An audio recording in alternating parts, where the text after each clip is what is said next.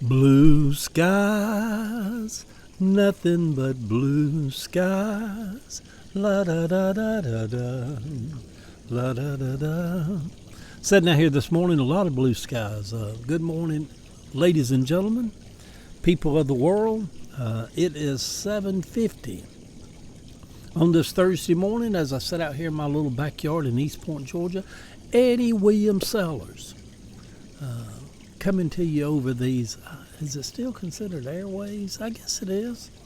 But anyhow, y'all, let's do the morning post this morning. It seems odd to me, this new world that we're living in. Seeing on the news, Trump was in town speaking to a bunch of white people at Wheeler High School up here in Cobb County yesterday. And the people that were lining the streets with their placards and their signs welcoming him to Atlanta, saying how much they love him, and stand out there in that hot July sun in the middle of the day for hours just to welcome the orange man from Jerusalem. I guess. Get back on script, Eddie. How they love Donald Trump so much, to me, y'all, it's a head scratcher. I'm just lost with it. It's a head scratcher. And he had an old, decrepit Southern white man, billionaire Rick Jackson, standing on stage with him there at Wheeler High School. I guess I am just as old as Rick Jackson. He's 72, I'm 70. Maybe look just as decrepit.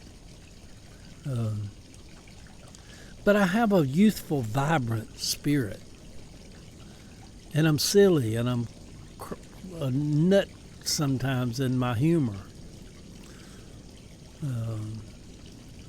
And Trump was standing there with Rick Jackson. He looked old, and and he's standing next to Rick. It could have been that Rick Jackson was standing next to that Hitler wannabe, that orange orangutan from the New Jerusalem for the evangelicals.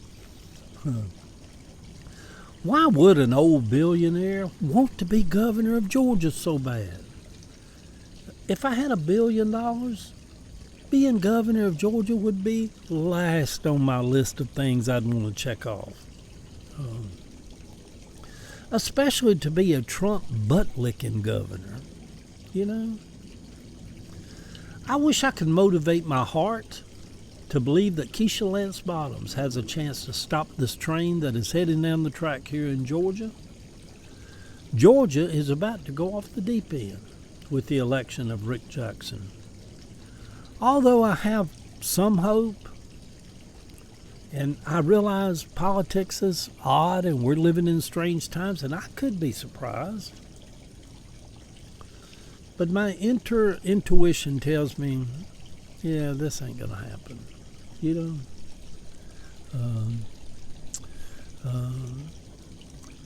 I also would be dancing in the streets if she was elected governor of Georgia. I would be thrilled to death.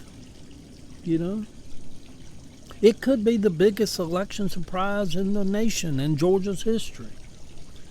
But her campaign seems to me to just be dull and lifeless, with no energy. And elections are about catching a wave. Stacey Abrams caught a wave. She came within a few votes of being governor of the state of Georgia. Stacey Abrams did.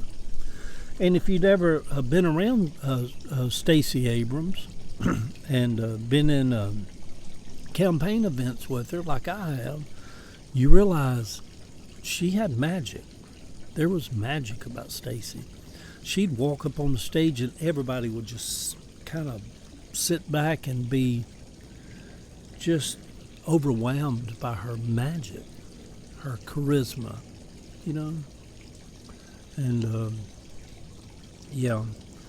there seems to be no energy behind the Bottoms campaign.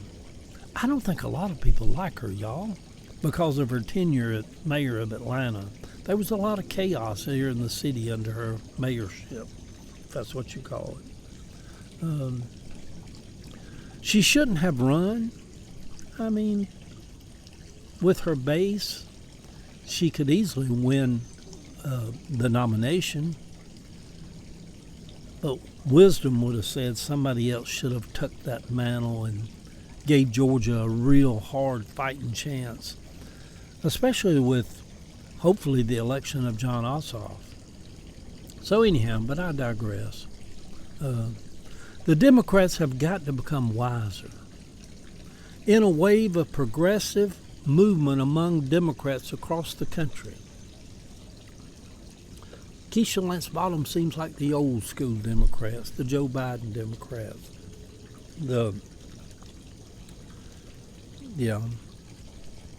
There's that. It is still odd for me to understand how 30% of the voters love Donald Trump. They love him. I mean, I hear it all the time.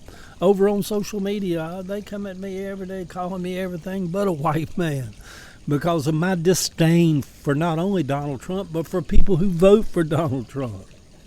Just utter disdain. You know? I just look at people different that would be so, what's a good word? That would be so willingly blind. They couldn't see what a grifter and a scum and a piece of trash that man and his entire family is. Just trash. Boy, I tell you what, you can. Yeah, good Lord.